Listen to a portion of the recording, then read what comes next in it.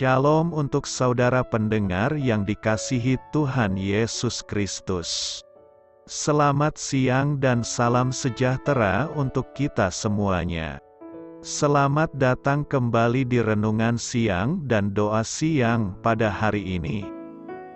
Semoga saudara yang terkasih dalam keadaan sehat selalu. Kiranya damai dan sukacita Roh Kudus melimpah di dalam hati dan pikiran saudara saat ini. Sebelum kita mulai renungan pada siang hari ini, marilah kita bersama-sama berdoa. Bapa di kerajaan sorga, terima kasih atas penyertaan yang Engkau berikan kepada saya atas siang hari yang indah ini. Terima kasih telah memberi saya kesempatan untuk selalu dapat bersyukur atas segala pekerjaan yang aku kerjakan. Maka dari itu, saya mohon sertailah selalu diri ini sepanjang hari ini. Terima kasih atas berkat Tuhan hingga saat ini aku masih bisa merasakan kebaikan Tuhan dan buatlah agar bibirku selalu mengucap syukur kepadamu.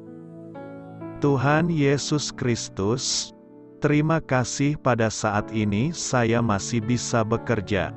Tuhan, saat ini saya akan memulai pekerjaan saya.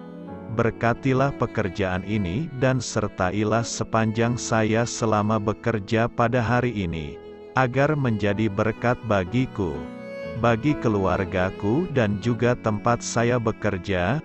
Berkati seluruhnya di siang hari ini agar berjalan dengan baik dan menjadi berkat untuk kami jalani bersama dengan anak Tuhan yang lainnya. Dalam nama Tuhan Yesus, aku berdoa. Amin.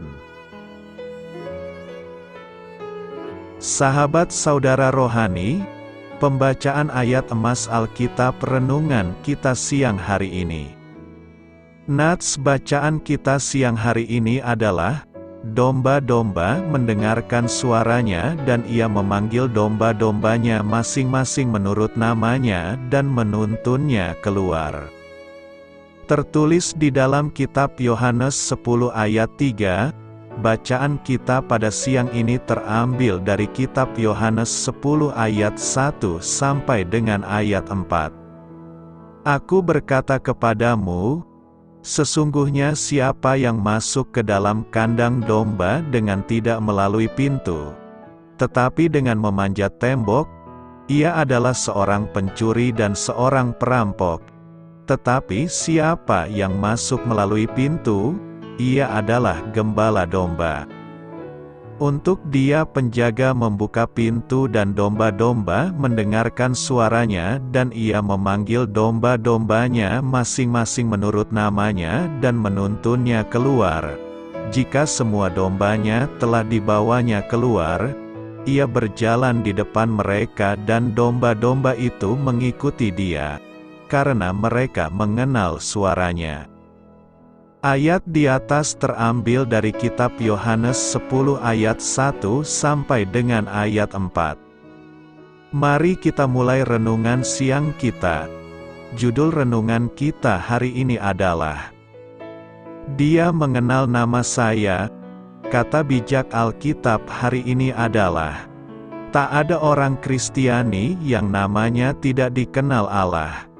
Cerita renungan siang kita hari ini adalah, saat datang ke sebuah gereja yang besar, kami mempelajari banyak hal baru, bergabung dengan sebuah kelompok kecil yang luar biasa, dan menikmati lagu-lagu yang hikmat.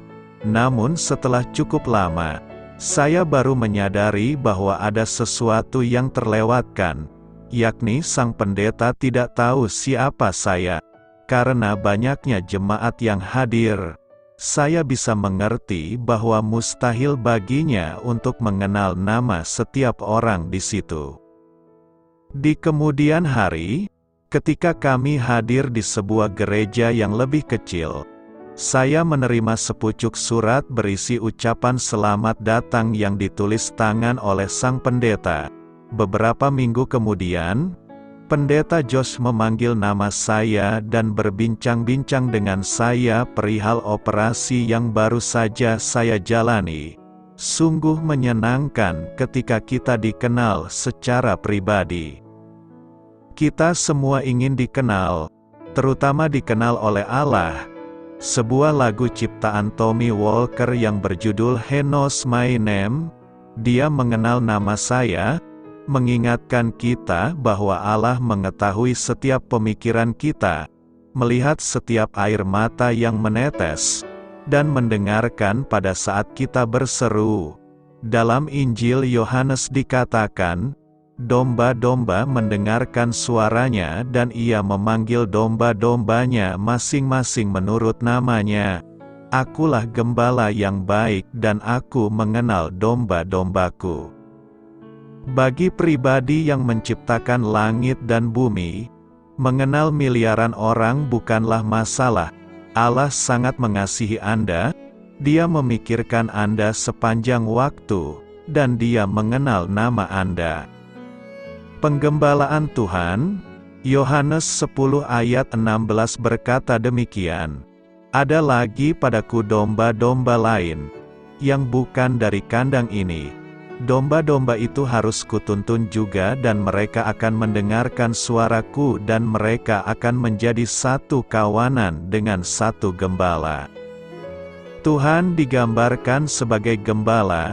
Pengembalaan Tuhan berbeda dengan penggembalaan manusia.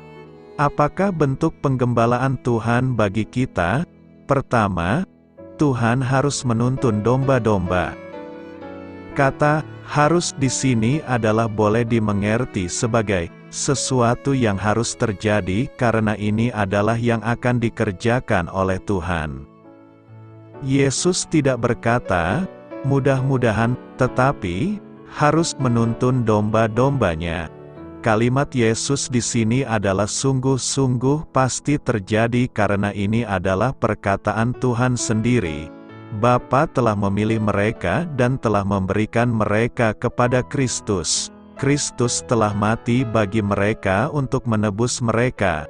Karena itu pasti mereka akan dituntun oleh Kristus. Ini adalah sesuatu yang tidak mungkin tidak terjadi. Pertanyaan selanjutnya adalah bagaimana mereka akan dituntun oleh Kristus.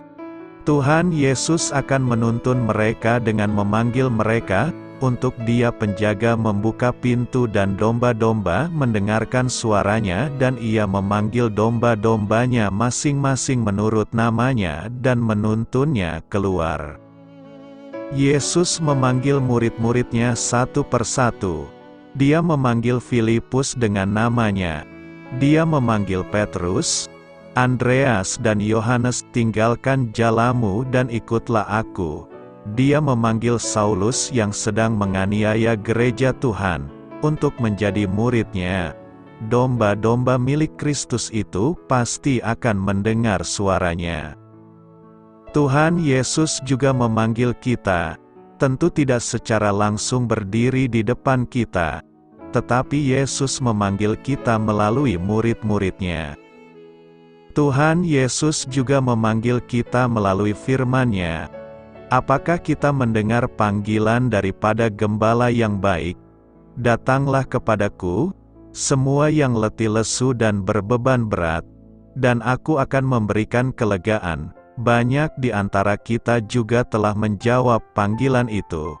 Tetapi kalau ada di antara kita yang belum pernah sungguh-sungguh mendengar dan kembali mengikut Kristus, biarlah kali ini kita boleh mendengar dan menyambut panggilan itu. Kedua, domba-dombanya pasti akan mendengarkan suaranya. Domba-domba yang mendengar suara Yesus adalah tanda bahwa kita adalah domba-domba milik Kristus. Bahwa kita mendengar dan mengenali suaranya, datang dan mengikut Dia. Meskipun kita sudah dipilih sebelum dunia dijadikan, meskipun kita adalah milik Bapa yang telah diberikan kepada Kristus sejak kekekalan, tetapi di dalam hidup kita harus mendengar suaranya dan meresponi panggilannya. Ini adalah tandanya bahwa kita adalah orang-orang milik Bapa yang sudah diserahkan kepada Kristus. Tandanya adalah kita mendengar suara Kristus, mendengar panggilannya, dan kita datang mengikut Dia. Apakah saudara mendengar panggilan Kristus? Biarlah saudara mendengar, menyambut panggilannya, dan mengikut Dia. Ketiga, Yesus membuat semuanya akan menjadi satu kawanan dan satu gembala. Bagi Yesus semua manusia sama di hadapannya, semua yang mendengar suaranya dikumpulkannya menjadi satu kawanan dan satu gembala. Tidak ada lagi perbedaan suku, ras, dan budaya, tetapi semua satu di dalam kawanan domba Kristus. Karena itu, ikut dan masuklah dalam penggembalaan Tuhan agar hidup kita beroleh keselamatan. Bagaimanakah Yesus disebut sebagai gembala sejati? Dalam Yohanes 10 ayat 1-5. Dengan menyebut dirinya sebagai gembala sejati, Yesus menggunakan gambaran yang sudah tidak asing lagi bagi para pendengarnya. Dia menggunakan simbol domba dan gembalanya beberapa kali. Menyebut dirinya bukan hanya sebagai gembala sejati, namun juga gembala yang baik, dan pintu bagi domba. Ketiga pernyataan dalam Yohanes 10 menyajikan gambaran lengkap tentang Tuhan yang adalah gembala kita. Untuk memahami apa yang Yesus ingin sampaikan melalui perumpamaan domba atau gembala, kita harus memahami gembala Timur Tengah pada zaman Alkitab. Pekerjaannya kotor dan berbahaya. Seringkali yang harus dilakukan seorang penggembala untuk melawan singa dan hewan liar lainnya hanyalah tongkat dan penjahat. Dia rela mempertaruhkan nyawanya demi kawanannya. Pada malam hari, dia akan menempatkan kawanannya di kandang darurat yang hanya memiliki satu jalan masuk dan keluar. Penggembala akan membuka pintu kandang, memanggil domba-dombanya berdasarkan namanya, dan mereka akan masuk dan bermalam dengan aman. Domba adalah hewan yang gelisah dan mudah menakutkan. Karena mereka mengenal suara penggembala, mereka akan tenang dan mengikutinya dan tidak ada orang lain selain dia. Beberapa kawanan dapat bercampur menjadi satu, dan ketika gembala sejati dari kawanan tersebut berbicara, mereka berpisah dan mengikutinya. Jika ada pencuri datang, domba-domba itu tidak akan mengikutinya karena mereka tidak mengenal suaranya. Pada malam hari, penggembala berbaring di pintu gerbang kandang, untuk memberikan nyawanya jika perlu untuk melindungi kawanannya, dan pencuri hanya bisa memanjat pagar karena ada penggembala yang menjaga pintu gerbang. Yesus adalah gembala sejati bagi domba-domba. Orang beriman sejati, yang menjadi miliknya. Kita mengenal Dia, kita mengenali suaranya, dan kita hanya mengikuti Dia. Apa yang Yesus katakan di sini berhubungan langsung dengan Yohanes 14 ayat 6. Akulah jalan, kebenaran dan hidup. Tidak ada seorang pun yang datang kepada Bapa kecuali melalui Aku. Yesus bukan hanya gembala yang baik yang memberikan nyawanya dengan rela bagi domba-dombanya. Namun ia juga adalah pintu bagi domba-dombanya. Dalam metafora ini Yesus menampilkan dirinya sebagai Dia yang memberikan keselamatan. Dia yang menawarkan akses ke surga. Jadi, Yesus adalah gembala sejati yang menjaga domba-dombanya. Gembala baik yang memberikan nyawanya untuknya, dan pintu surga bagi domba-domba yang mengenalnya dan dikenal olehnya. Yesus juga mengatakan ada banyak orang yang datang ke hadapannya dengan berpura-pura menjadi gembala yang baik. Namun, katanya, mereka adalah pencuri dan perampok yang masuk di antara kawanan domba. Ia menyinggung tentang para gembala palsu Israel, yaitu orang-orang Farisi yang tidak mengasihi rakyatnya, dan tidak rela berkorban demi mereka.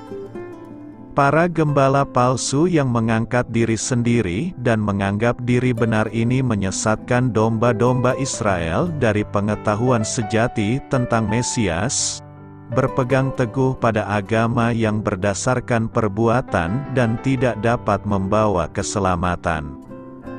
Para pemimpin ini bukanlah gembala Israel yang sejati, melainkan bagaikan pencuri yang menjarah kawanan domba demi keuntungan mereka sendiri.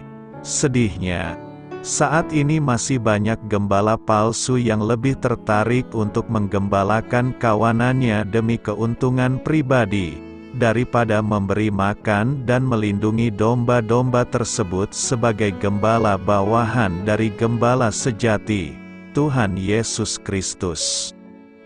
Apakah artinya tinggal di dalam Kristus? Tinggal, berarti berlanjut hidup di dalam Kristus.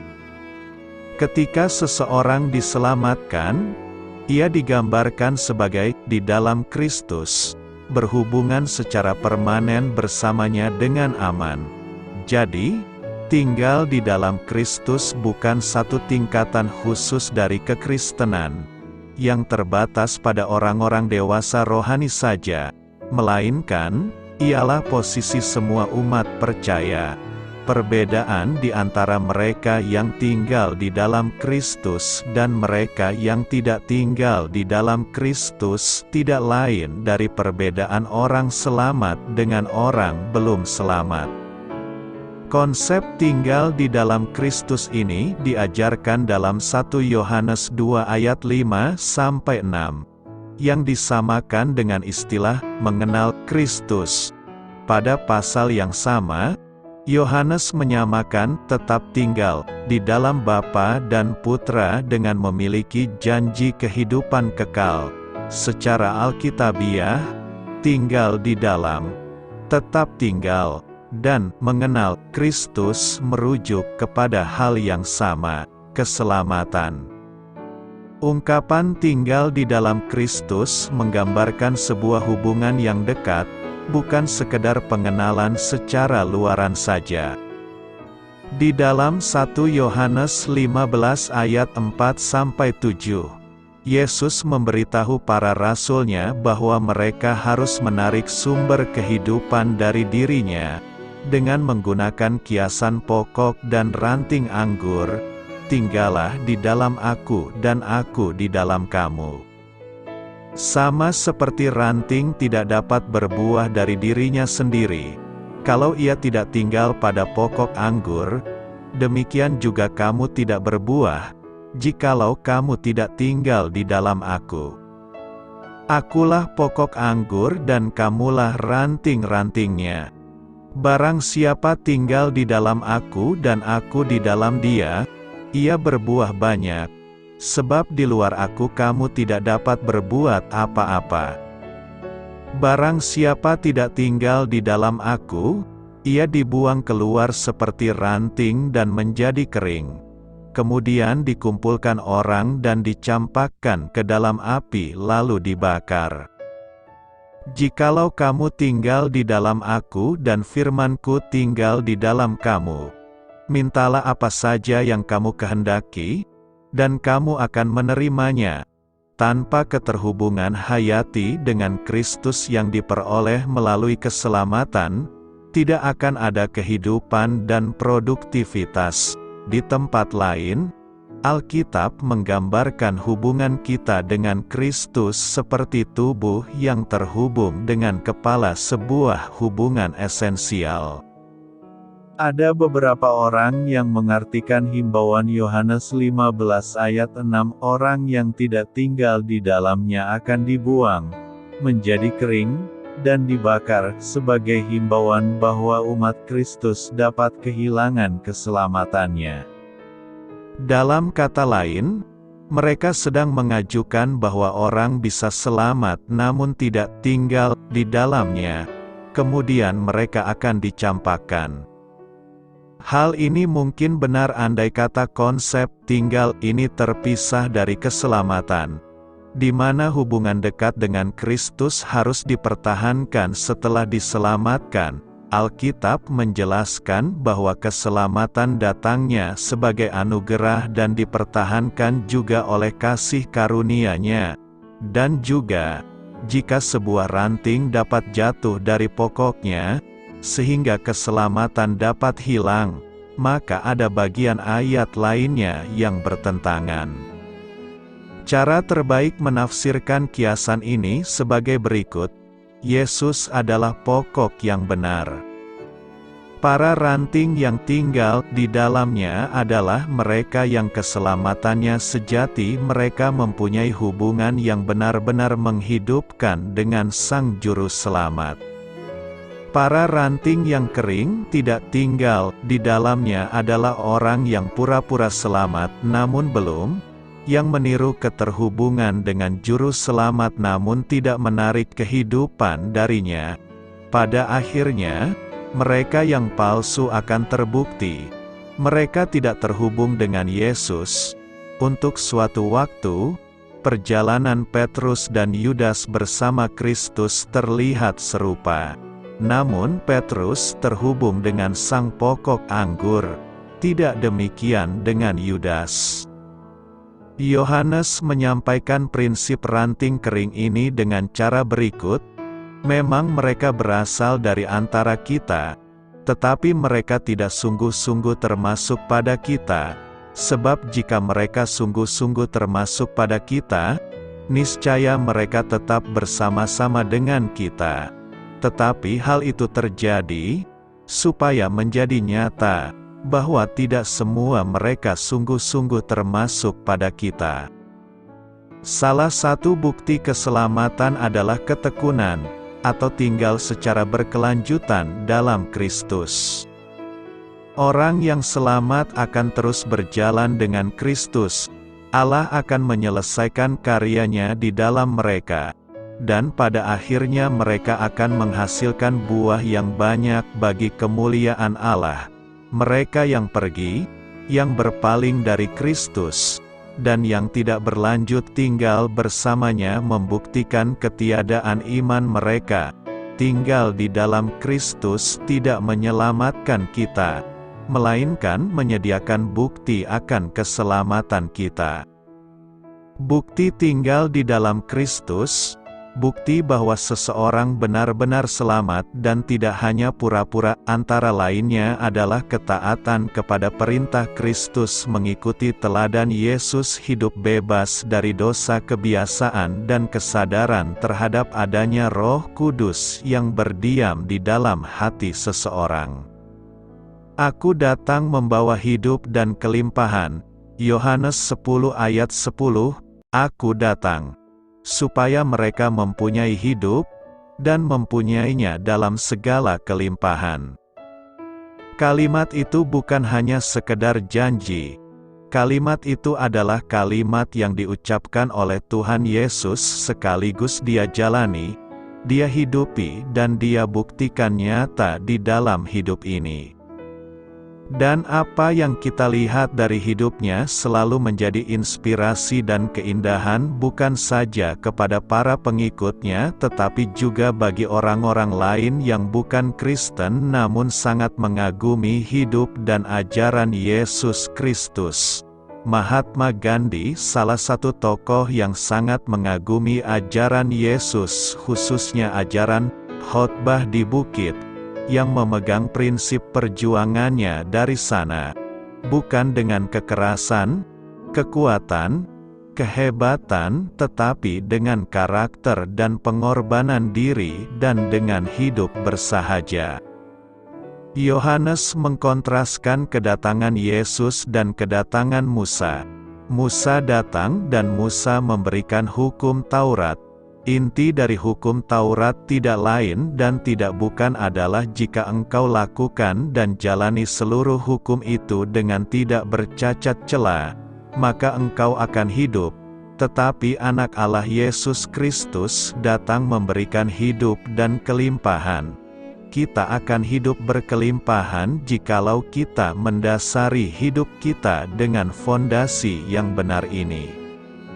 Yesus Kristus memberikan janji ini kepada murid-muridnya di dalam konteks ia sedang memperbandingkan gembala yang palsu dengan gembala yang sejati.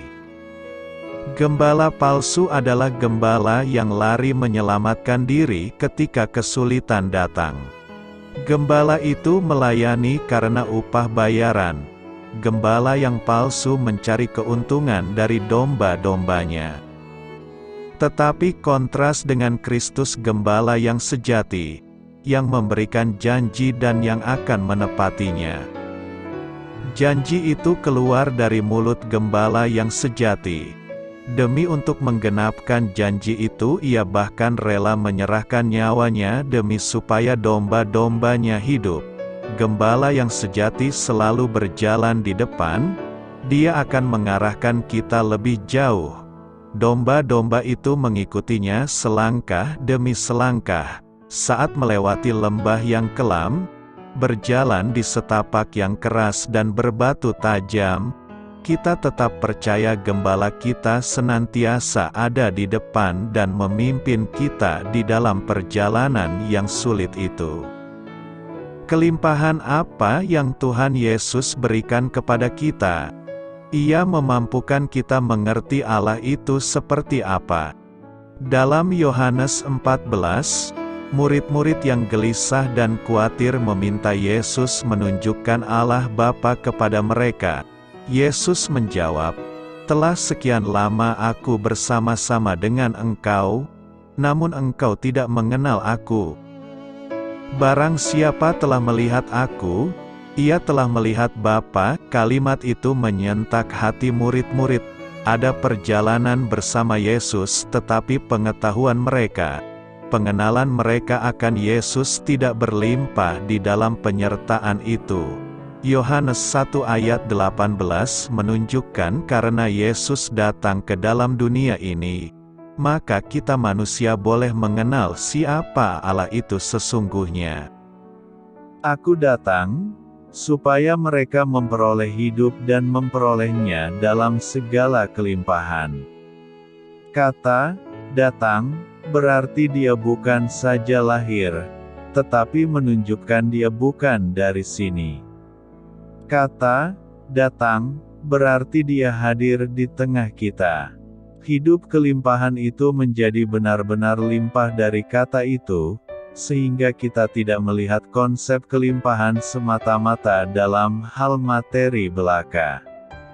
Kelimpahan itu harus dilihat dari satu perspektif surgawi, dari mana dia datang, dari situ kita melihat segala-galanya.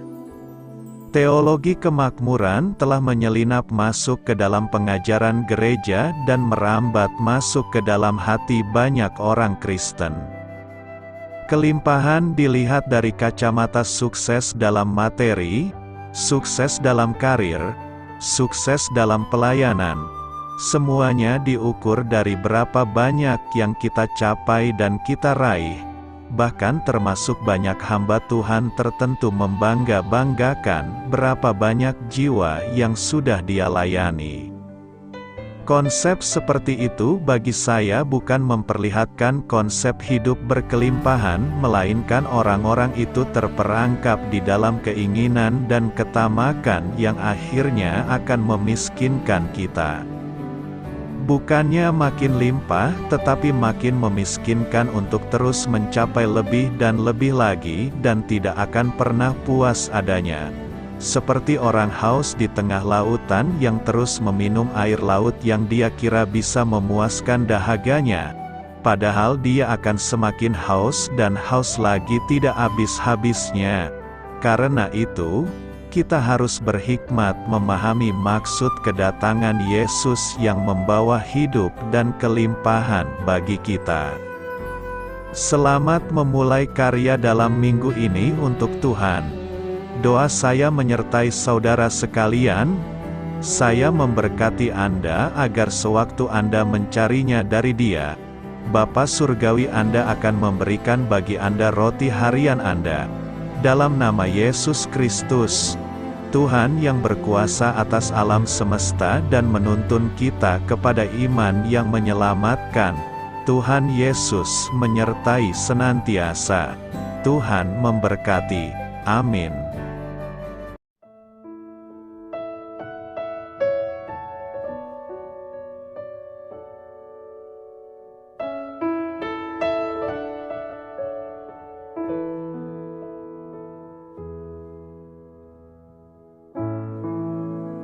Demikianlah renungan firman Tuhan pada siang hari ini. Semoga menjadi kekuatan di dalam hidup kita dan menjadikan kita pribadi yang lebih sukses. Sebelum kita memulai aktivitas hari ini, marilah kita berdoa. Bapa kami yang ada di sorga, terima kasih atas kasih dan kebaikan Tuhan yang begitu besar buat kami. Tuntunlah perbuatanku agar di sepanjang hari ini saya bisa bekerja sebaik-baiknya, tidak pernah jemu menolong sesama, selalu ramah dan tahu terima kasih, menghayati iman dan mengamalkannya dengan sekuat tenagaku. Semua ini saya sampaikan kepadamu, dengan pengantaraan Kristus, Tuhan kami. Allah, Bapa kami bersyukur kepadamu, bahwa dengan bekerja kami boleh ambil bagian di dalam karya-Mu mensejahterakan dan membahagiakan umat manusia. Kami mohon bimbingan-Mu dalam melaksanakan pekerjaan kami hari ini. Bimbinglah kami agar sanggup bekerja dengan semangat kasih, dengan riang, rajin dan jujur. Terima kasih, Tuhan. Amin. Dalam nama Tuhan Yesus Kristus Tuhan dan Juru Selamat kami, Bapa kami yang baik, kami mengucap syukur dan berdoa. Amin. Biarlah firman Tuhan menjadi pengingat untuk kita semua, bahwa tuntunan dari Roh Kudus akan selalu memberi jalan keluar bagi setiap permasalahan hidup kita, dan memberi kedamaian di hati kita. Amin. Sampai jumpa di renungan siang saudara rohani berikutnya. Shalom.